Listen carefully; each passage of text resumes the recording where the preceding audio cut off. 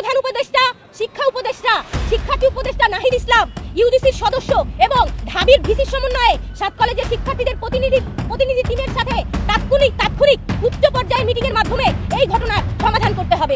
জামাত ইসলামীকে ইঙ্গিত করে বিএনপি স্থায়ী কমিটির সদস্য জনাব মির্জা আব্বাস মারাত্মক কিছু কথা বলেছেন, যেটা রীতিমতো হাস্যকর। আমরা এর জবাব দেব জামাত শিবিরের পক্ষ থেকে।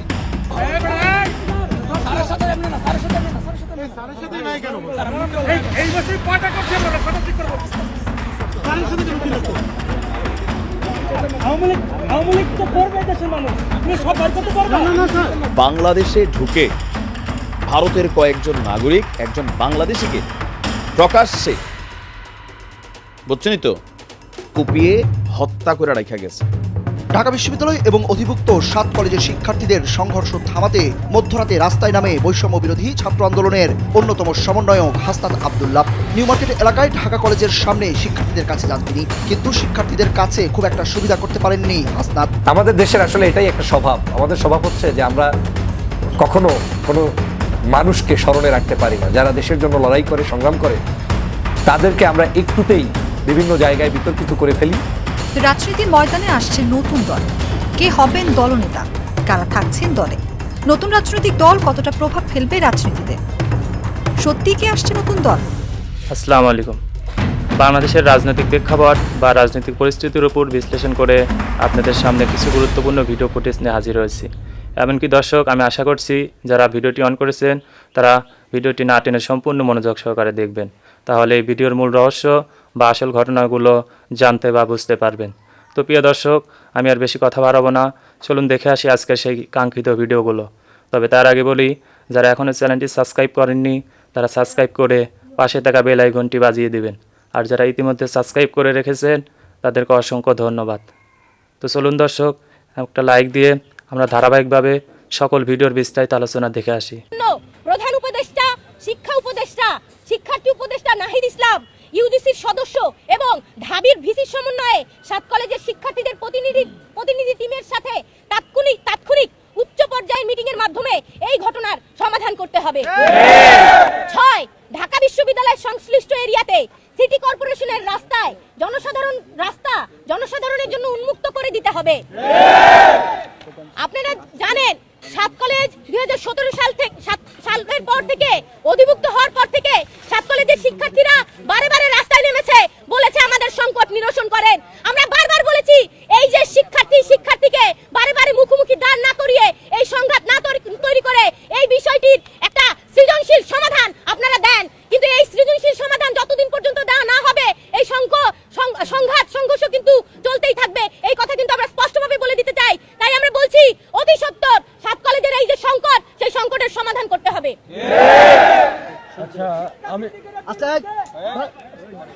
আমি মোহাম্মদ সজিবউদ্দিন, ঢাকা কলেজ। আমাদের যে 24 ঘন্টা সময় দিয়েছে সেটা একটু আমরা সংশোধন করলাম, সেটা হচ্ছে 4 ঘন্টা হবে। 4 ঘন্টার ভিতরে বিকেল 4টার মধ্যে প্রবেশী মামুনকে পদত্যাগ করতে হবে। আর এই আমাদের ঢাকা কলেজের শিক্ষার্থী রাকিবের উপরে যেভাবে নির্মম, যেই ফ্যাসিস্ট আওয়ামী লীগের আমলে পুলিশ যেভাবে হামলা করতো, ঠিক সেম কায়দায় হামলা হয়েছে। আগামী 4 ঘন্টার ভিতরে এই হামলাকারীদেরকে শনাক্ত করে বিচারের আওতায় আনতে হবে। যদি না নেয় 4 ঘন্টা পরে Dhaka college, Titumir college, 7 college সহ আমরা কঠোর কর্মসূচি দিতে বাধ্য হব। 4 ঘন্টার আলটিমেটামে আমাদের যে 6 দফা আছে, এই 6 দফা হচ্ছে বাস্তবায়ন করতে হবে। যদি না করে তাহলে আমরা 4 ঘন্টা পরে আমরা কঠিন কর্মসূচির দিকে যাব। জামাত ইসলামীকে ইঙ্গিত করে বিএনপি স্থায়ী কমিটির সদস্য জনাব মির্জা আব্বাস মারাত্মক কিছু কথা বলেছেন, যেটা রীতিমতো হাস্যকর। আমরা এর জবাব দেব জামাত শিবিরের পক্ষ থেকে। এবং বিএনপি কি চায় এটা মির্জা আব্বাসের বক্তব্যে অনেকটা ফাঁস হয়ে গিয়েছে, কিন্তু তারা ভান ধরছে। এই ভানটা আমি ফাঁস করে দিব, প্রিটেন্ড করছে। দর্শক, মির্জা আব্বাস সম্পর্কে একটু বলে নিই। দেখেন, আওয়ামী লীগের রোশনালে পরে মানুষ ব্যবসা বাণিজ্য হারিয়েছে, চাকরি হারিয়েছে। আওয়ামী লীগ বিরোধী সব প্রতিষ্ঠানগুলো তারা দখল করে নিয়েছে। এসালম ব্যাংক থেকে শুরু করে সব ব্যাংকগুলো দখল করে নিয়েছে। কিন্তু মির্জা আব্বাসের ঢাকা ব্যাংকের কিন্তু কিছু হয়নি, মির্জা আব্বাসের ব্যবসা বাণিজ্যের কিছু হয়নি। বড় বড় নেতাদের ভিতরে ডিভিশন দেওয়া হতো না, কিন্তু মুহূর্তের মধ্যে ডিভিশন পেয়ে যেতেন মির্জা আব্বাস এবং অল্পের মধ্যে বের হয়ে যেতেন। কথিত আছে 2014 সালের 5 জানুয়ারি নির্বাচনের পর যে অনির্দিষ্টকালের জন্য অবরোধ চলছিল সেটা খেয়ে দিয়েছেন মির্জা আব্বাস, এবং মাঝে মাঝে বিএনপি যে আন্দোলন শুরু করত, আন্দোলনের সমাপ্তি শেষ না করেই পালিয়ে যেত, এটার নেপথ্য নাকি মির্জা আব্বাস কথিত আছে। এই মির্জা আব্বাস বলছেন আবার মাঝে মাঝে জামাতকে সাথে নিয়ে দেশ ঘুরবেন। জামাত নেতাদের মৃত্যুতে কাজা শোক আদায় করেছেন। নিজামী মুজাহিদ তো তাদের বন্ধু ছিলেন, সহকর্মী ছিলেন, একসাথে মন্ত্রী ছিলেন। ভারতের কারণে 5 আগস্টের আগে, সেই 13-14 সাল থেকে 15 সাল থেকে, 5 আগস্টের আগে তো কিছু বলতে পারেনি, কিন্তু 5 আগস্টের পর জামাতের প্রোগ্রাম এশিয়ান ইঞ্জিনিয়ার্স ইনস্টিটিউশনে মির্জা আব্বাস শোক জানিয়েছেন, দোয়া করেছেন তাদের জন্য কাজা। সে মির্জা আব্বাস এখন কি বলছে দেখেন। একটি দল ক্ষমতা যাওয়ার জন্য পাগল হয়ে গেছে। আর এটা শুনলে আপনাদের হাসি পায় না? এটা তো বিএনপি ক্ষমতা যাওয়ার জন্য পাগল হয়ে গেছে, এটা তো শিশুও বোঝে। তো মির্জা আব্বাস আবার কাকে বুঝিয়েছেন যে একটি দল ক্ষমতা যাওয়ার জন্য পাগল হয়ে গেছে? আসলে তিনি বুঝিয়েছেন জামাতকে। আমাদের দেশের আসলে এটাই একটা স্বভাব। আমাদের স্বভাব হচ্ছে যে আমরা কখনো কোনো মানুষকে স্মরণে রাখতে পারি না। যারা দেশের জন্য লড়াই করে, সংগ্রাম করে, তাদেরকে আমরা একটুতেই বিভিন্ন জায়গায় বিতর্কিত করে ফেলি। বিতর্কিত করে যে কোনো মূল্যে তাদেরকে অবনত রাখতে চাই, অপদস্থ করতে চাই, এবং বিপদকালীন সময় যারা আমাদের পাশে থাকে আমরা তাদেরকে সমাজ থেকে কাটছাট করার খুব একটা সুন্দর পরিকল্পনা করি। আসাদ সাহেবেরও সব কিছু আপনার পছন্দ হবে বা আমারও আদৌ পছন্দ হবে এমনটা না, কিন্তু আমাদের কৃতজ্ঞতার মাত্রাটা যদি এতই নিম্ন বর্ণে চলে যায় তাহলে এই দেশে কখনোই আর যোগ্য নেতৃত্ব তৈরি হবে না। গতকালকের গভীর রাতে হঠাৎ করে 7 কলেজ এবং ঢাকা বিশ্ববিদ্যালয়ের ছাত্রদের মধ্যে উত্তেজনা ছড়িয়ে পড়ে।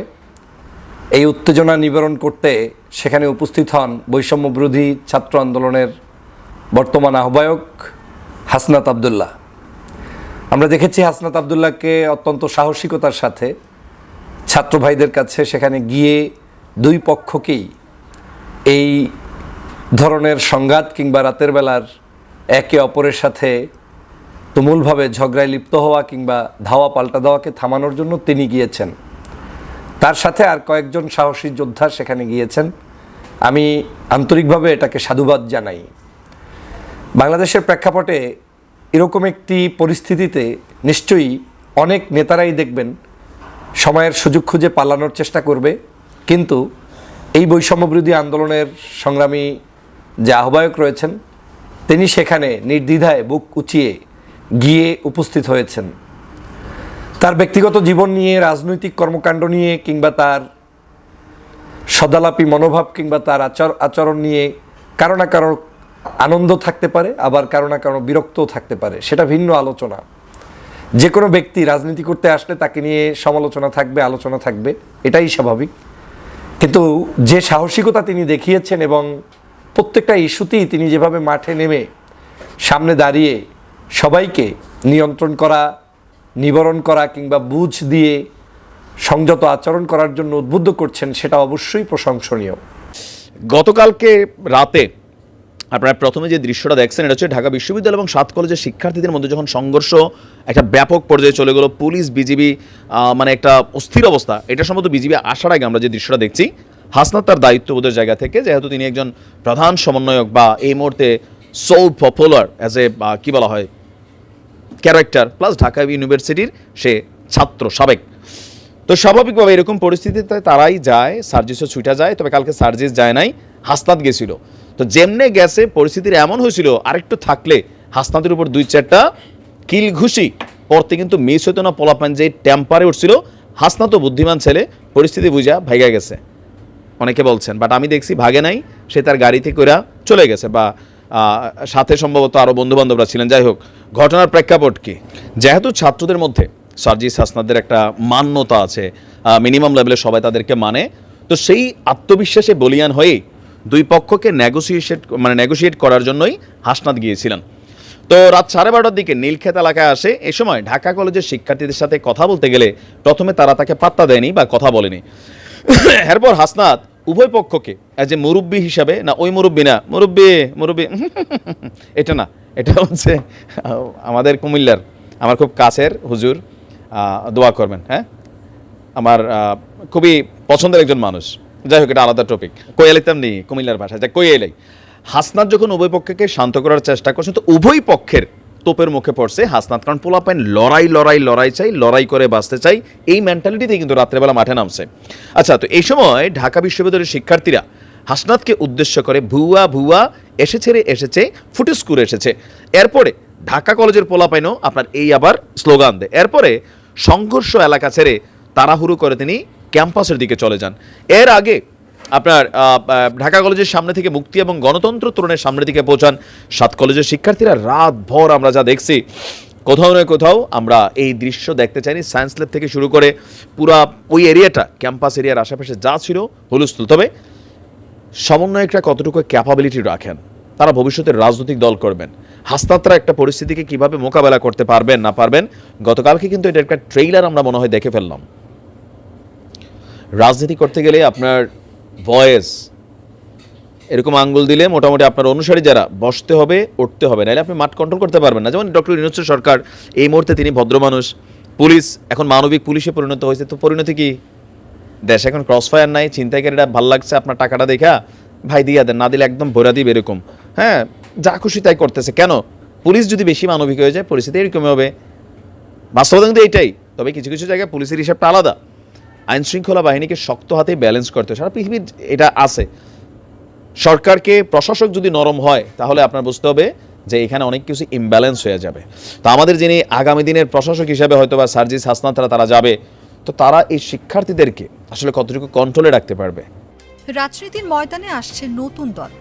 কে হবেন দলনেতা, কারা থাকছেন দলে, নতুন রাজনৈতিক দল কতটা প্রভাব ফেলবে রাজনীতিতে, সত্যি কি আসছে নতুন দল? সংবাদ মাধ্যম ডয়েচে ভেলের এক প্রতিবেদনে বলা হয়, শিক্ষার্থীদের নেতৃত্বে নতুন রাজনৈতিক দলের ঘোষণা আসছে ফেব্রুয়ারিতেই। জাতীয় নাগরিক কমিটি ও বৈষম্য বিরোধী ছাত্র আন্দোলনের নেতারা দেবেন এই নতুন দলের ঘোষণা। রংপুরের শহীদ আবু সাইদের কবর থেকে শুরু করে চট্টগ্রামের শহীদ ওয়াসিম আকরামের কবর পর্যন্ত পায়ে হেঁটে লং মার্চের মাধ্যমে এই ঘোষণা দেওয়ার সিদ্ধান্ত নিয়েছেন তারা। এই দলের নেতৃত্বে কে থাকবেন তা নিয়ে চলছে নানা জল্পনা কল্পনা। তবে এই আলোচনার সামনের দিকে আছেন তথ্য, টেলিকম ও আইসিটি উপদেষ্টা। বলা হচ্ছে তিনি উপদেষ্টার পদ ছেড়ে নতুন এই রাজনৈতিক দলের নেতৃত্বে আসতে পারেন। তবে শিক্ষার্থীদের কোনো পক্ষ থেকে বিষয়টি পুরোপুরি নিশ্চিত করেনি। নাহিদ ইসলাম উপদেষ্টার পদ ছেড়ে নতুন রাজনৈতিক দলের দায়িত্ব নিচ্ছেন কিনা এই বিষয়ে ডয়েচে ভেলেকে দেয়া সাক্ষাৎকারে জাতীয় নাগরিক কমিটির আহ্বায়ক মোহাম্মদ নাসির উদ্দিন পাটোয়ারি বলেন, এখনো বিষয়গুলো চূড়ান্ত হয়নি। দলের নাম ও কারা নেতৃত্বে আসবেন তা নিয়ে আলোচনা হচ্ছে। ছাত্র উপদেষ্টাদের কেউ যদি উপদেষ্টার পদ থেকে রাজনৈতিক দলের দায়িত্বে আসতে চান তাদের স্বাগত জানানো হবে। প্রিয় দর্শক, আমি আশা করছি ভিডিওটি সম্পূর্ণ মনোযোগ সহকারে দেখেছেন। সেই সাথে ভিডিও সম্পর্কিত কোনো তথ্য বা মতামত থাকলে কমেন্ট বক্সে জানিয়ে যাবেন। আজকের মতন এখানে শেষ করছি। ফিরে আসছি আগামী দিনে অন্য কোনো টপিকস নিয়ে। সে পর্যন্ত ভালো থাকবেন। আল্লাহ হাফেজ।